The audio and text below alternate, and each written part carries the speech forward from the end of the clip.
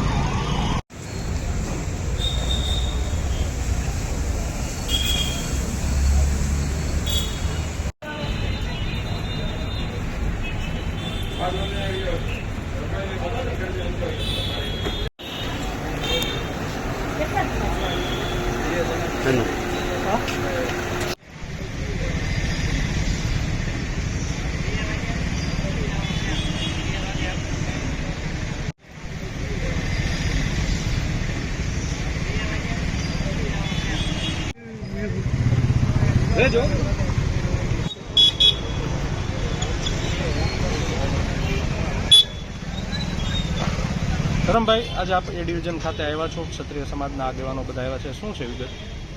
આજરોજ ઋતુરાજસિંહ ઝાલા જે વિઠ્ઠલવાડીમાં પહેલાં એક મર્ડર થઈ ગયું, કુલદીપસિંહ ઝાલા એમની સાથે હતા ને એમનું પણ દેહાંત થઈ ગયું.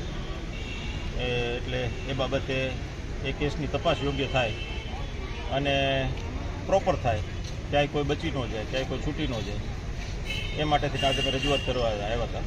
અને એ બાબતે સાહેબે અમને આશ્વાસન આપ્યું છે કે 100% યોગ્ય તપાસ અને રજૂઆત થશે. બીજું, સાક્ષીઓની સાથે સાક્ષીઓને ધાક ધમકી આપવાની કોઈ વ્યક્તિ ક્યાંય કોઈ કોશિશ કરતું હોય તો એની ઉપર પણ પ્રોપર પગલાં લેવાય, એ માટે થઈને સાહેબને રજૂઆત કરવા આવ્યા હતા. એટલે સાહેબે કીધું છે કે જે કાંઈ થતું છે અને જે પ્રોપર તપાસ થતી છે એ કરશે અને એ મુજબ કાર્યવાહી કરશે. અમારી રજૂઆત એટલી જ હતી કે યોગ્ય તપાસ, એમની તપાસ મુજબ જે કાંઈ હોય એ તપાસ મુજબ થવું જોઈએ, કોઈ પણ છૂટી ન દેવા જોઈએ.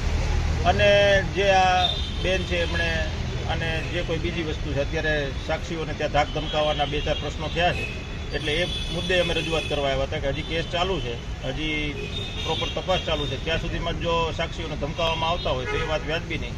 એ બાબતે અહીંયા સાહેબનું ધ્યાન દોરવા આવ્યા હતા અને એમને યોગ્ય રજૂઆત કરવા હતા. બાકી આગળની તપાસ અધિકારીઓ જે કરીને જે એમાં આગળ થાય.